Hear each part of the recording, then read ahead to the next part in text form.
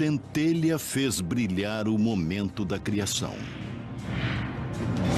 O mistério acendeu a mais ousada e controversa questão de todos os tempos. Os humanos gostariam de saber as suas origens. Nós gostaríamos de saber como a vida surgiu na Terra. E agora, a ciência acredita que tem as respostas. Até construiu a maior máquina da Terra para recriar o início dos tempos. Faça um passeio numa nave virtual de volta ao Big Bang.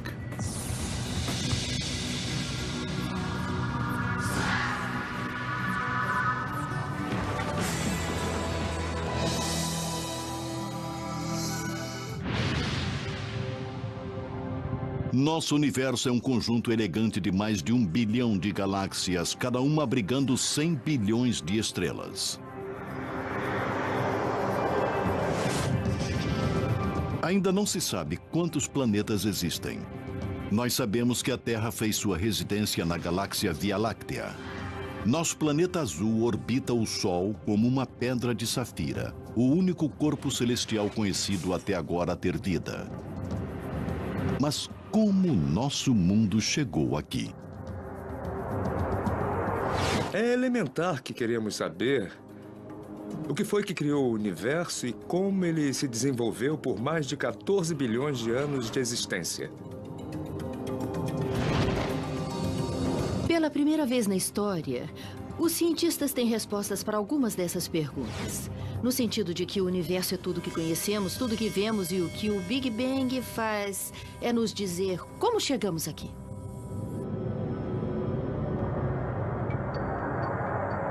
A teoria do Big Bang diz que há mais de 13,7 bilhões de anos, nosso universo começou num estado incrivelmente denso, quente e comprimido, com uma missão principal: expandir. Houve uma explosão cósmica que criou as estrelas, os céus, as galáxias à nossa volta. Então, para onde olhamos, vemos restos dessa explosão cósmica que pôs em movimento o universo. O Big Bang é agora uma teoria da física bem aceita para explicar o que aconteceu depois que o nosso universo nasceu. É confirmada por dados científicos sonoros e observações. Uma teoria não é somente uma ideia antiga com que você sonha no meio da noite. Somente após passar por vários testes, ela é elevada à posição de teoria. Se você olhar a teoria do Big Bang, nós não temos um ponto de dados. Temos centenas de pontos de dados que se encaixam exatamente na teoria do Big Bang.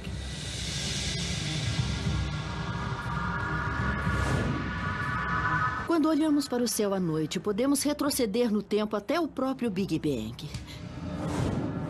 Quando você olha para o céu, vê estrelas e talvez até a nossa própria galáxia Via Láctea. Mas se olhar mais além, verá um agrupamento de galáxias. Olhando ainda mais além, poderá ver a primeira geração de estrelas sendo formada e morrendo. Se continuarmos a voltar no tempo, poderemos ver os primeiros átomos formando. Continuando a nossa jornada de volta no tempo, podemos ver a formação dos primeiros prótons e nêutrons. Se retrocedermos o relógio ainda mais, poderemos ver o primeiro instante do Big Bang. Como se chegou à descoberta do Big Bang? Por que sabemos que é verdadeiro e o que ainda há para aprender? Por centenas de anos, os astrônomos olharam para a noite estrelada e contemplaram a origem do universo. Mas a maioria das ideias continham sentido religioso. No século XX, a ciência finalmente começou a juntar as peças deste quebra-cabeças antigo. Em 1915, Albert Einstein, talvez o cientista mais influente do nosso tempo, ficou fascinado com o nosso universo. Para ele não houve início nem fim. Einstein acreditava que o universo era infinito e eterno, mas as crenças pessoais de Einstein contradiziam suas equações que indicavam que o universo teve um começo. A teoria geral da relatividade de Einstein prevê que a gravidade é tecida na estrutura de espaço e tempo, ou espaço-tempo. Ao introduzir massa na gravidade do universo estática, consequentemente toda a matéria no universo se juntará. Em outras palavras, as galáxias cairiam umas sobre as outras. Por outro lado, o universo pode estar se expandindo se nascesse em estado de expansão. Einstein achava que o universo era estático e tal hipótese o satisfazia esteticamente. Então ele introduziu um fator de correção matemático nessas equações que não as tornavam erradas, mas davam uma solução muito especial. Uma solução muito improvável. Um universo estático. Einstein chamou esse fator de correção de constante cosmológica. Os físicos propunham que havia um efeito repulsivo de antigravidade para manter um universo estático. Essa variável cósmica satisfez a comunidade científica que, na época, tinha uma visão estreita do nosso mundo. Se você perguntasse para um astrônomo naquela época, o que é o universo para você? Ele diria, é fácil. É apenas a galáxia Via Láctea, é tudo o que existe. Ele não se move, é simplesmente uniforme e estático. O modelo ideal de Einstein de um universo estático logo foi derrubado. Nos anos 20, no observatório de Monte Wilson, na Califórnia, o astrônomo Edwin Hubble surgiu com o maior telescópio refletor de seu tempo. Ele permitiu olhar mais distante no espaço do que nunca antes. O Hubble foi assombroso para a descoberta que havia milhares de galáxias além da nossa Via Láctea. Ele fez isso medindo o brilho das estrelas distantes comparadas às estrelas próximas, observando sua radiação eletromagnética desviada para o vermelho. Estamos familiarizados com o som que um carro faz quando passa. Quando ele passa. Isso é o comprimento da onda sonora sendo esticada quando um carro está recuando ou se aproximando. Ondas de luz fazem a mesma coisa. Quando um objeto está se movendo em nossa direção, ele fica mais azul. E quando um objeto está se afastando de nós, ele parece mais vermelho. Isso se chama deslocamento para o vermelho. Por isso, observando se quão vermelho algo parece estar, os astrônomos podem ter uma ideia de sua distância. Aqui está um universo hipotético se expandindo depois do Big Bang. É igual ao nosso universo, onde os adesivos são as galáxias e a bola é o espaço no qual as galáxias estão agrupadas. Isso é exatamente o que nós vemos em nosso universo, onde as galáxias estão se afastando umas das outras. O Hubble comprovou os cálculos que Einstein havia feito, mas que o gênio da ciência ficou relutante em reconhecer. Mas quando Edwin Hubble finalmente mostrou que o universo estava de fato se expandindo, Einstein disse, esse foi o meu maior erro. A descoberta do Hubble de um universo em expansão, conhecida como a Lei de Hubble, se tornou a primeira peça de evidência que apoiaria o Big Bang, uma teoria que veio de uma fonte improvável. Georges Lemaitre, um padre belga e professor de física, estudou as equações de Einstein. Ele calculou que se o universo está se expandindo hoje, ele deve ter sido menor no passado. Portanto, ele deve ter tido um início. Lemaitre propôs que nosso universo em expansão emergiu de um átomo primitivo. Ele entendeu as implicações da ideia de Einstein, que se o universo estava se expandindo, então talvez tivesse uma origem em algum tipo de átomo cósmico primordial ou algum tipo de ovo cósmico que, chocado, deu à luz ao universo. Os colegas de George Lemaitre não acreditavam muito no átomo primordial. Sugeriam um evento de criação que talvez beirasse mais a religião e a teologia. Eles preferiam achar que o universo seria tanto estático como a maioria das pessoas pensavam antes disso, ou talvez eternamente se expandindo, se ele realmente estivesse se expandindo como Hubble mostrou. Lemaitre defendeu sua teoria do átomo primordial como puramente científica. Mas o astrônomo britânico Fred Hoyle se opôs firmemente à sua hipótese. Concordando que o universo estava se expandindo, Hoyle propôs que as novas galáxias eram formadas de matéria que vinham sendo feitas constantemente. E assim, o universo sempre teria existido e sempre pareceu o mesmo. Hoyle chamou sua teoria alternativa de o estado estacionário. De fato, Fred Hoyle admitiu ter observado que o universo parecia estar se expandindo. Mas ele disse que não houve um evento de criação, não houve um início. O universo sempre esteve se expandindo e continuaria para sempre a se expandir. Em 1984, durante um programa de rádio em Londres, Hoyle tentou diferenciar sua teoria de estado estacionário com a ideia de Lemaitre do átomo primordial. Ele se referiu à teoria de Lemaitre como Big Bang de Lemaitre, e o nome ficou. Essas duas teorias concorrentes se envolveriam no último e científico duo para determinar a origem de tudo.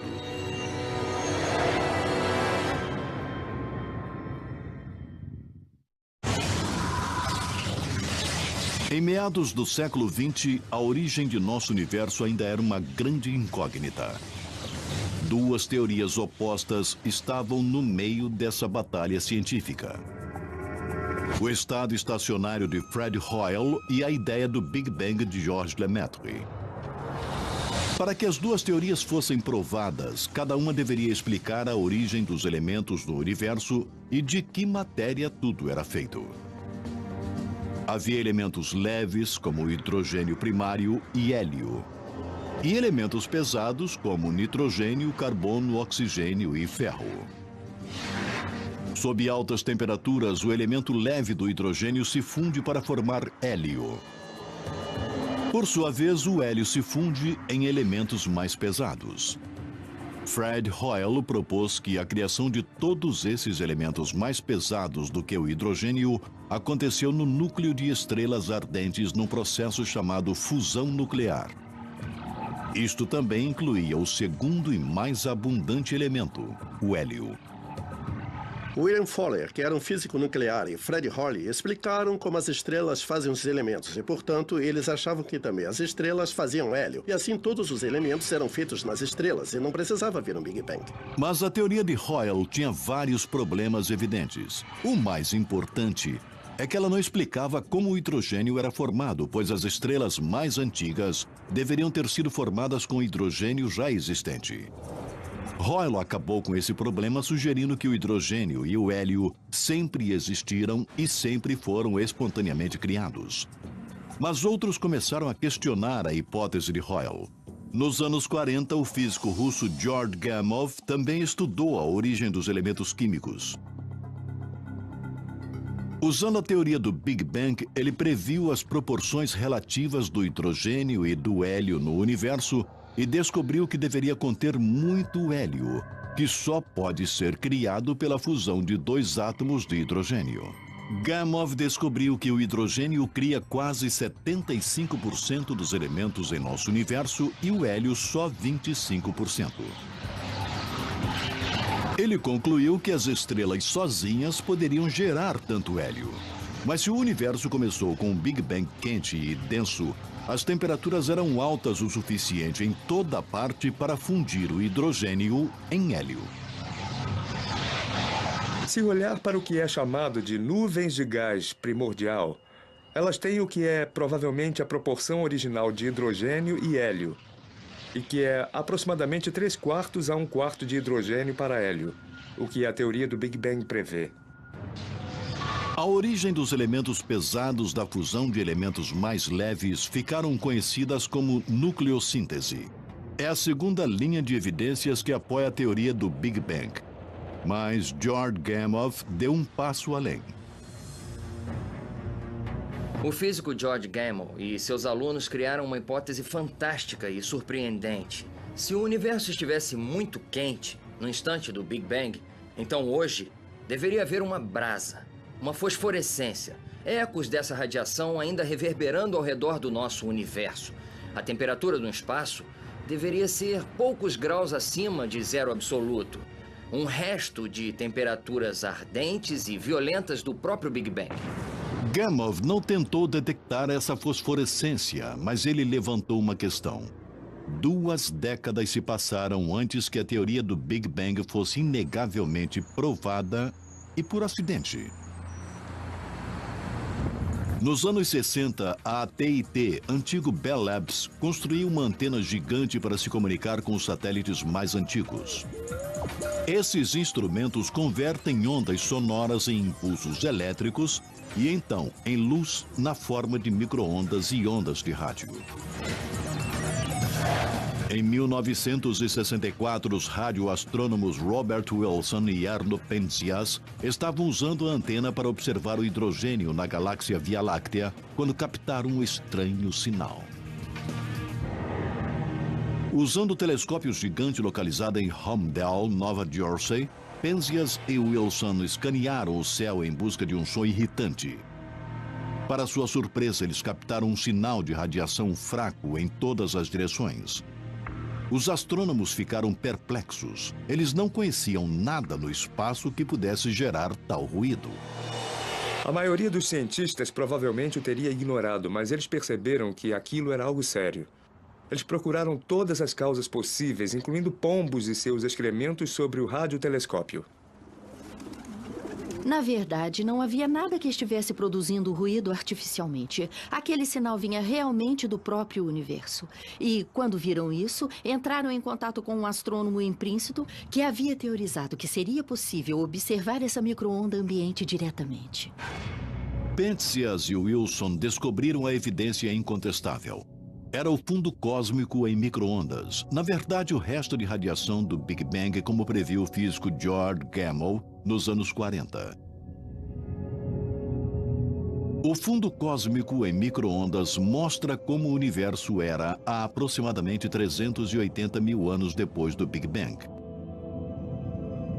Antes dessa época, o universo era um ensopado denso e opaco de partículas carregadas e radiação na forma de raios gama e raio-x.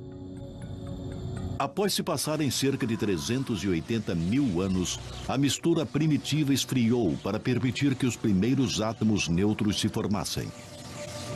Nesta época, matéria e radiação se separaram e os primeiros fótons ou raios de luz conseguiram passar livremente pelo universo.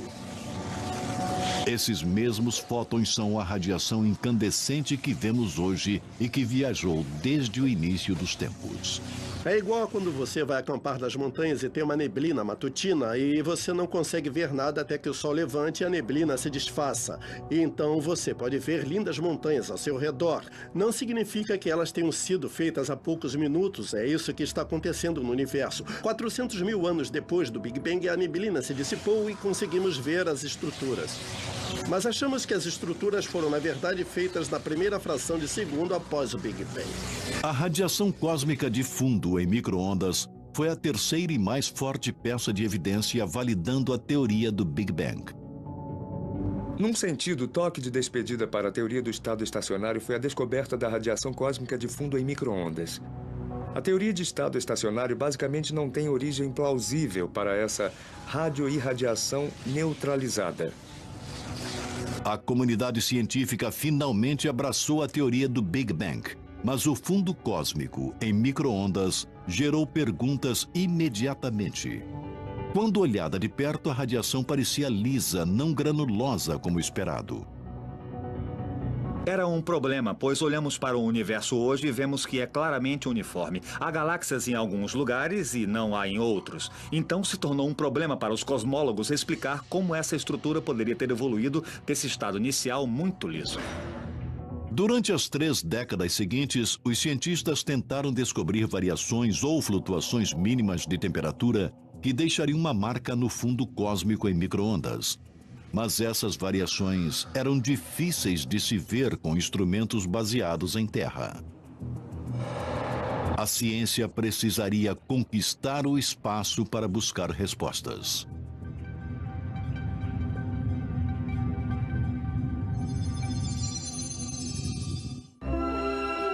Olhando em volta, qual é a pessoa mais sexy?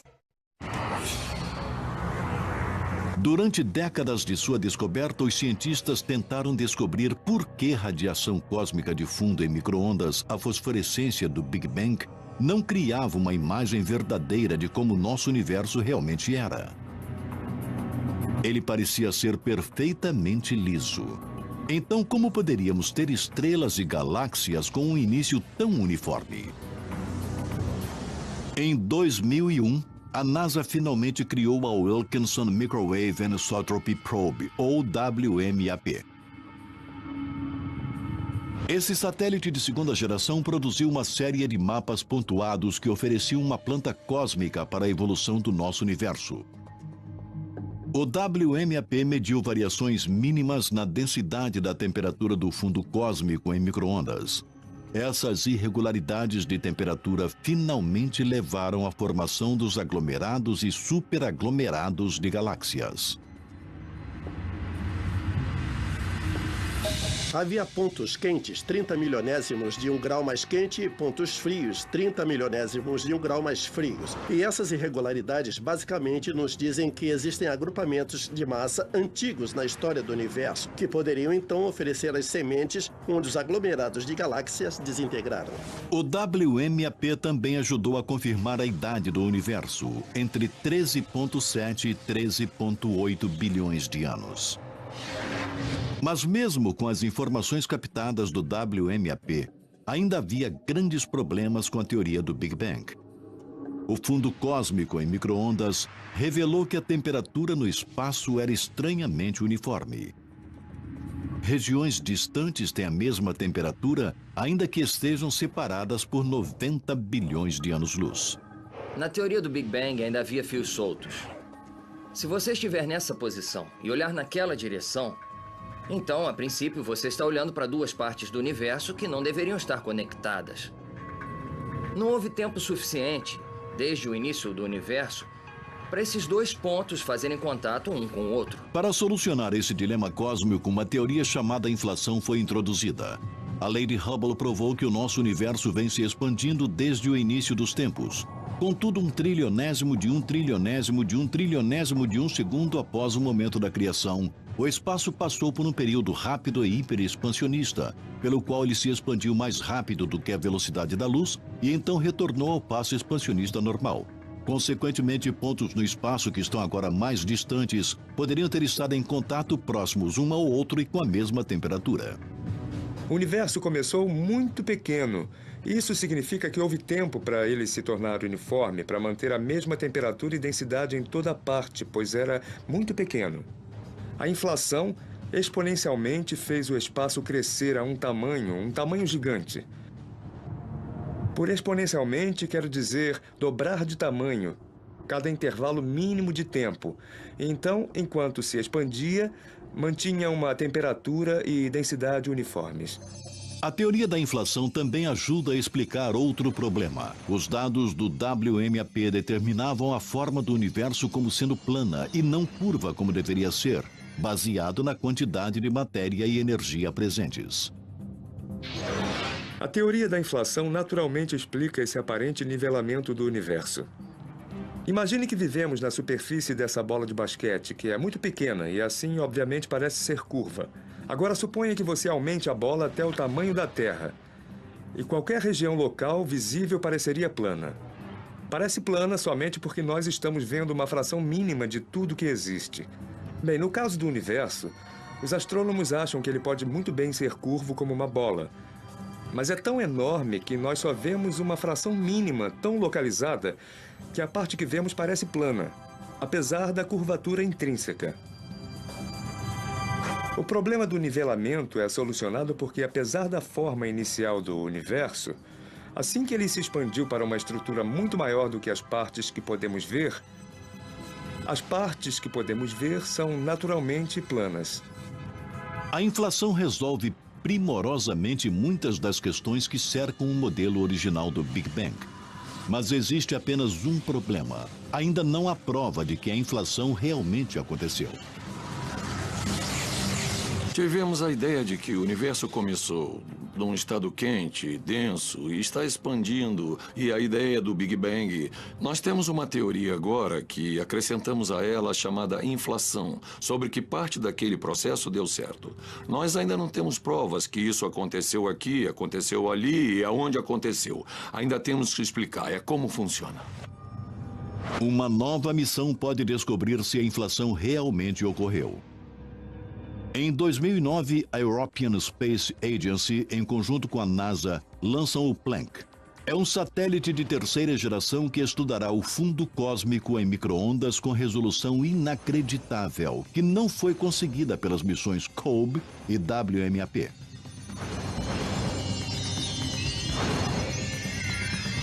Se você vai a um parque de diversões e se olha num daqueles espelhos engraçados, a imagem que você vê de si mesmo está distorcida. Mas já que você sabe como deverá aparecer, você pode deduzir que aquele espelho estava distorcido.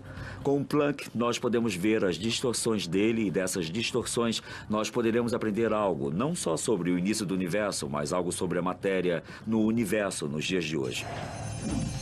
Os cientistas estão tentando provar que a inflação existiu, encontrando algo que tenha ficado para trás. Ondas gravitacionais são vibrações no tecido do espaço-tempo que são emitidas por objetos em movimento. Einstein previu que as ondas gravitacionais existiram, mas elas nunca foram diretamente observadas. Ainda se a inflação realmente ocorreu, o evento expansionista energético deveria ter emitido uma onda de gravidade que ainda é ressonante até hoje. Vai chegar o dia em que tudo terminará. O dia em... Na fronteira da Suíça e França, o laboratório de física chamado CERN acolhe a maior e mais complexa máquina científica já construída.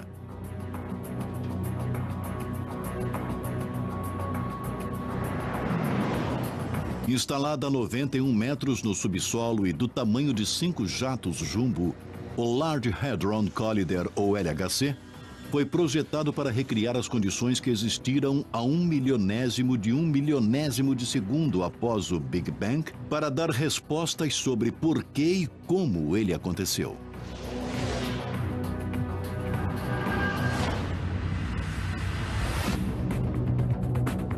Partículas subatômicas chamadas prótons são enviadas unindo a 27 quilômetros no subsolo. Curso circular em direções opostas a mais de 99,9% da velocidade da luz. 4 detectores localizados dentro do túnel agem como câmeras para gravar as colisões.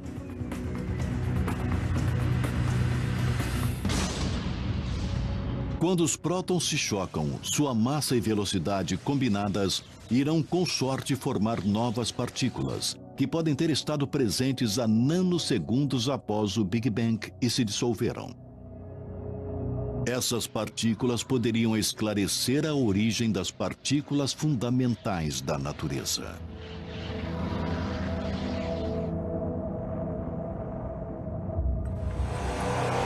Estamos procurando por novas partículas. Pode ser que essas novas partículas vivam por somente um pequeno instante e se dissolvam em outras partículas.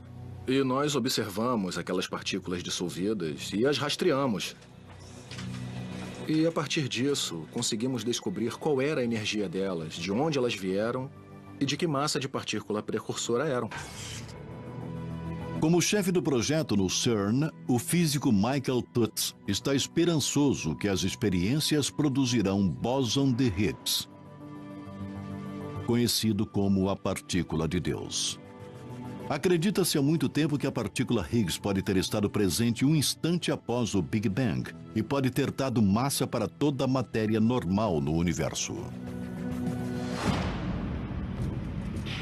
Uma das principais razões para a construção do LHC foi descobrir essa partícula Higgs, que, de certa forma, é uma espécie de santo graal da física das partículas. Porque é a última peça restante do quebra-cabeças do qual não temos uma evidência experimental. O Large Hadron Collider também pode esclarecer a teoria do tudo. Ela propõe que abaixo de energias e temperaturas extremamente altas, as 4 forças da natureza, gravidade, força eletromagnética, as forças nucleares forte e fraca, poderiam ter sido uma vez unificadas nos primeiros momentos após o nascimento do universo. Então, quando a gravidade dividiu essa força mestre, começou o rápido período expansionista da inflação, que pode ser visto como sendo o Bang do Big Bang. Se nos primeiros estágios do universo, quando as energias eram muito altas, pode ser que todas as forças parecessem ter a mesma resistência. pois sugere que talvez todas as forças que vemos agora sejam manifestações de alguma força antiga, primordial que existiu. Alguma força mais antiga existiu para criar o Big Bang?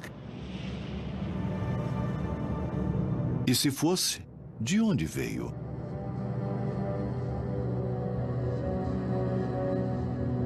A teoria inflacionária faz muito mais do que ajustar dados. A teoria prevê que poderia ter havido um período pré-inflacionário. Ela diz que se o Big Bang aconteceu uma vez, poderia acontecer de novo. E de novo, e de novo, e de novo. Muitos físicos teóricos concordam com um pré-Big Bang, em que o nosso universo pode ser, na verdade, o resultado de um universo pré-existente. Uma ideia do que aconteceu antes do Big Bang é que realmente houve outro universo e nós éramos uma flutuação quântica desse universo pré-existente. Isso pode acontecer muitas vezes. Se o universo nasceu uma vez, pode acontecer outra vez, criando-se multiverso de universos. Talvez eles aconteçam o tempo todo. Com universos se lançando em outros universos, criando universos maiores, ou universos se dividindo em dois universos bebês.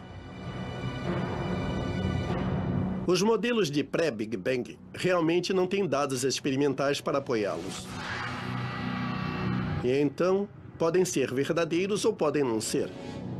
Ainda não há evidência confirmando se o nosso universo começou do nada ou de algo. Mas o Big Bang esclarece como o nosso universo evoluiu. E talvez seja seu último destino.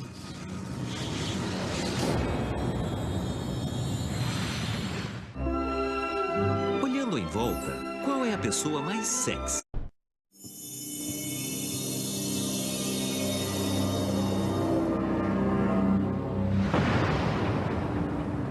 O Big Bang é a explicação aceita da origem de nosso universo, de acordo com dados científicos, observações e teorias de físicos e matemáticos. Eis um cronograma do que achamos que aconteceu.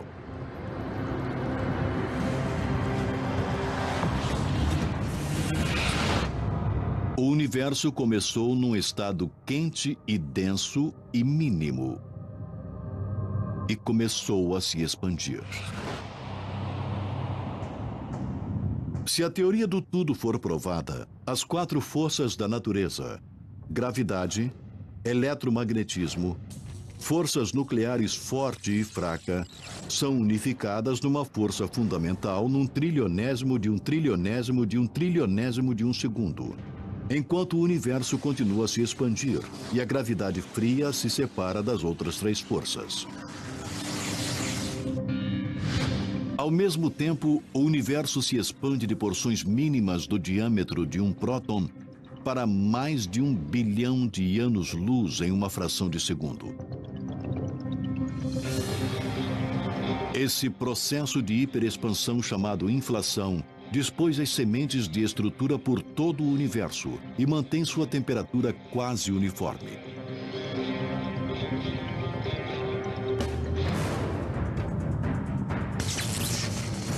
Quando a inflação diminui, as forças eletronucleares fraca e forte tornam-se forças separadas. Elas interagem com o mar de partículas e antipartículas para criar uma sopa cósmica de energia. 100 segundos após o Big Bang, as temperaturas caíram para 1 bilhão de graus. Prótons e nêutrons se fundem pela força nuclear forte para criar o núcleo de hidrogênio pesado. Levados pela temperatura intensa e pressão, a fusão nuclear converte o núcleo do hidrogênio pesado em hélio. Após alguns minutos, cerca de 1/4 do hidrogênio é convertido em hélio que, por sua vez, produzirá elementos mais pesados. Por centenas de milhares de anos, a matéria e a radiação são unificadas em nebulosa. Então, 380 mil anos após o Big Bang, a matéria e a radiação se separam, permitindo que os fótons ou os raios de luz viajem desimpedidos pelo espaço. O universo enevoado se torna transparente, permitindo que os fótons que fazem o fundo cósmico em micro-ondas sejam vistos. Quando o universo está com algumas centenas de milhões de anos, a gravidade atrai o hidrogênio e o gás hélio para formar nuvens que se dissolvem, formando as primeiras estrelas.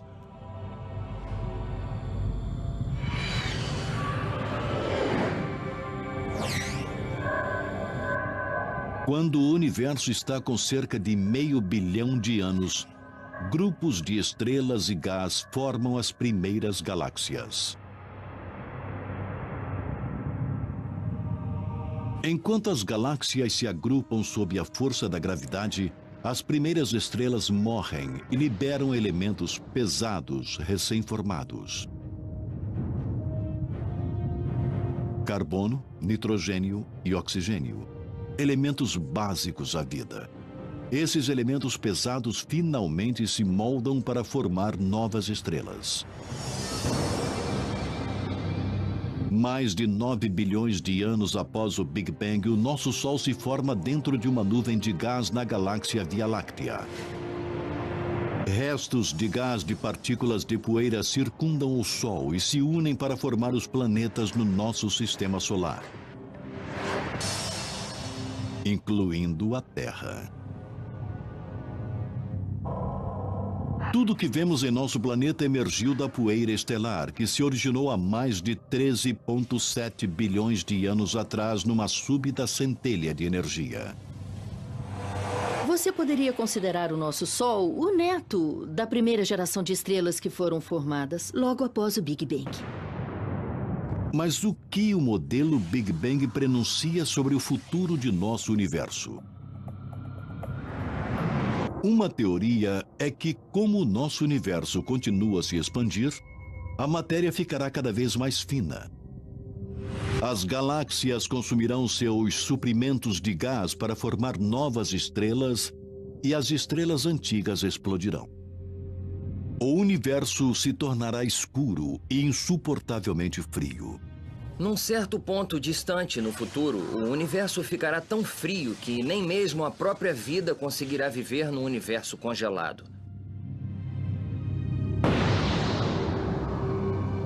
O modelo Big Bang é um dos triunfos científicos dos últimos 100 anos. Através de um exame minucioso e luta, a ciência mapeou agora uma viagem de volta a quase ao início dos tempos. E a busca continua, enquanto novas descobertas responderão por que estamos aqui e de onde viemos.